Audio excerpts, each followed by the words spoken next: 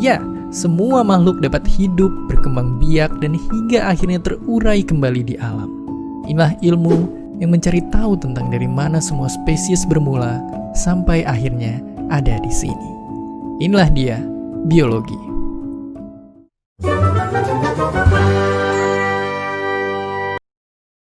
Assalamualaikum warahmatullahi wabarakatuh. Baiklah, kali ini saya akan menjelaskan sedikit tentang definisi lemak beserta fungsinya. Lemak merupakan komponen dasar jaringan tubuh karena lemak berperan dalam proses pembangunan membran sel dan beberapa membran organel sel.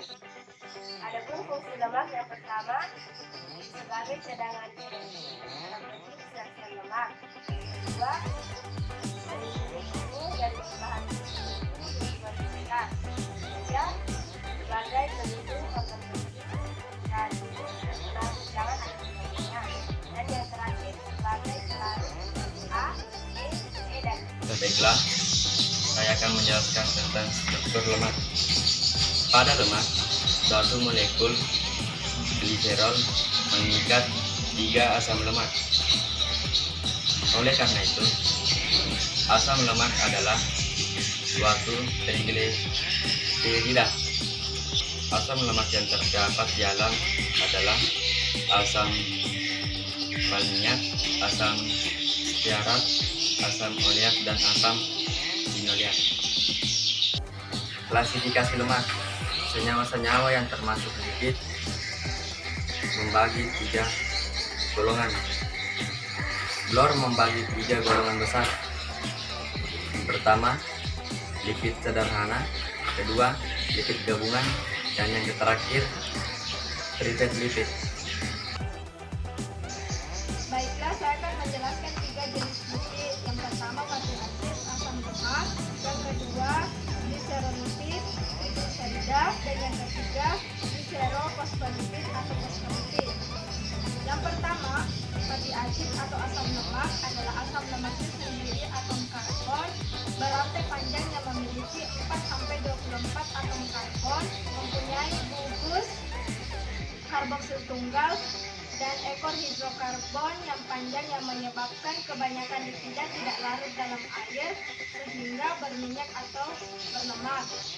Asam lemak umum dijumpai bersifat tidak larut dalam air tetapi dapat terdispersi menjadi mineral di dalam NaOH atau KOH encer dan mengubah asam lemak menjadi sabun. Yang kedua, gliserolipid atau trigliserida terdiri terutama dari mono, di trigliserol diganti yang paling terkenal ester asam lemak trigliserida. Trigliserida merupakan komponen utama penyimpan lemak sel tumbuhan dan hewan, tetapi tidak ditemukan di dalam membran. Trigliserida adalah molekul hidrofobik nonpolar yang tidak larut di dalam air, tetapi mudah larut di dalam larutan nonpolar, misalnya kloroform, benzena, atau eter. Dan yang ketiga, gliserofosfolipid atau fosfolipid. Biasa juga disebut dengan fosfolipid di mana-mana yang di alam merupakan komponen kunci dari lapisan ganda lipid sel, juga terdapat dalam metabolisme. Liposis atau berpecah menjadi asam lemak bebas atau free fatty acid dan berpecah menjadi gliserol. Bagaimana nasib gliserol dalam tubuh kita? Seperti yang sudah saya jelaskan tadi, gliserol berasal dari liposis triasil gliserol. Gliserol ini kemudian berubah menjadi gliserol fosfat dan selanjutnya berubah menjadi dihidroksifosfat. Dihidroksifosfat ini berasal dari gliserol fosfat. Selain dari gliserol fosfat, dihidroksifosfat juga berasal dari fruktosa 1,6 dan fruktosa 1-fosfat. Setelah dihidroksifosfat ini, dia akan berubah menjadi gliserin 3-fosfat dan mengalami glikolisis sehingga menjadi pirufat dan masuk ke siklus Krebs. Mari kita lanjut ke asam lemak bebas atau free fatty acid. Seperti namanya, free fatty acid ini merupakan perpecahan dari triasil gliserol. Kemudian dia mengalami dioksidasi dan menjadi asil CoA atau koenzim A. Asil koenzim A ini kemudian mengalami beta oksidasi hingga 5 kali sehingga menjadi asetil koenzim A. Asetil koenzim A ini kemudian akan masuk ke siklus Krebs. Selain masuk ke siklus Krebs, dia akan juga menjadi ketogenesis yang akan menghasilkan badan keton. Oke, jadi ini adalah siklus dari metabolisme lemak yang mirip-mirip dengan metabolisme protein dan karbohidrat. Sekian, Assalamualaikum. Hubungan metabolisme protein, karbohidrat, dan lemak. Karbohidrat. Kelompok karbohidrat yang kita makan ini bentuknya harus juga dari dalam pecahan dasarnya sederhana atau namanya monosakarida. Monosakarida ini mengalami proses sedikit yang mana sebelum terbentuk besar, dia akan berbentuk dalam suatu senyawa yang bernama fosfat.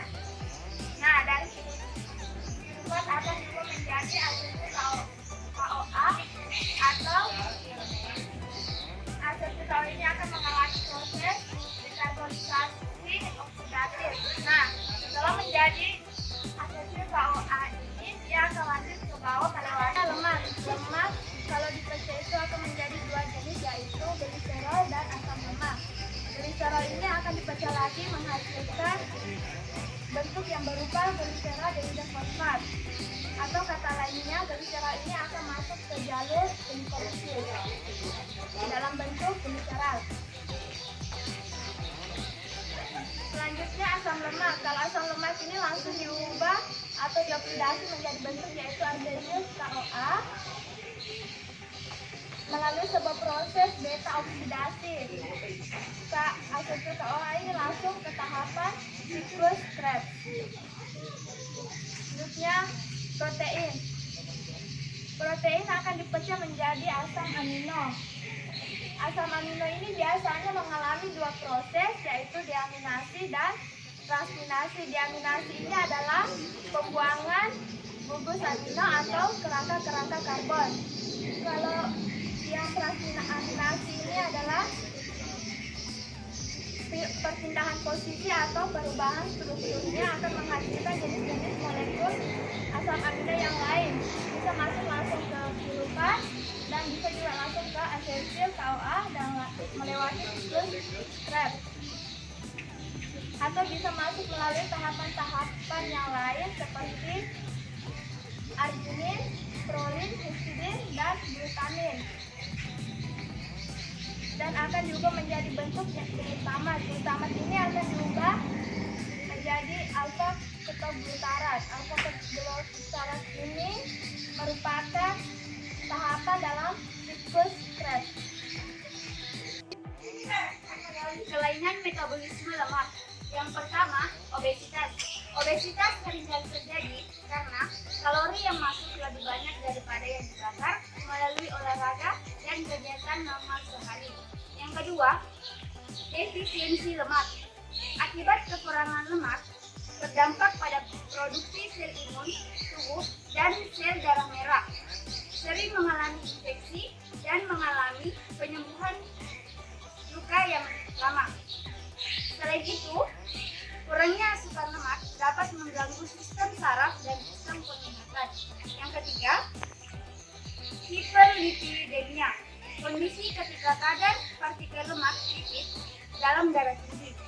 Contoh lipid termasuk kolesterol dan trigliserida. Zat ini dapat menempel di dinding pembuluh darah dan ini menciptakan resiko serangan jantung dan stroke. Yang keempat, dislipidemia. Kolesterol atau lemak lipid yang tidak normal di dalam tubuh. Dislipidemia meningkatkan kemungkinan penyumbatan arteri atau aterosklerosis dan serangan jantung, stroke atau masalah sirkulasi darah lainnya, terutama pada perokok.